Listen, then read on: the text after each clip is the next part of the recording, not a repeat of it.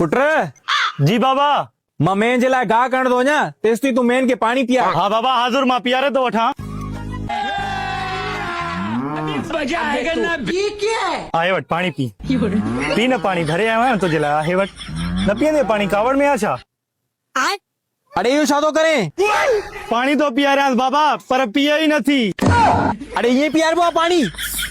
अब तू गया देख भरे थी बेवकूफ़। हाँ बाबा। आमा आमा ॾिठई ईअं पीआरिबो आहे पाणी। ॿीहर इहा ग़लती न कजांइ। न बाबा ॿीहर ये गलती न थींदी। हा वियो खरा तव्हां ॿुधायो खरा। या त नंढड़ो ज़ान आहे वारा नंढड़ो मारो वॾो होशियार आहे। साढा 12 दर्जा पढ़ियल आहे। ॿियो घुरायांसि भला मिली वठोसि। पुट हेॾिया जी बाबा। पुट मुआरे दोस्तनि सां मिल।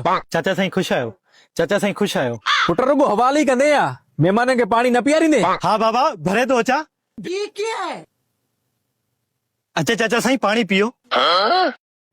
बाबा लगे तो उन्हें न लगी तस। अरे ईअं पीआरिबो आहे पाणी? आमा आमा आमा आमा।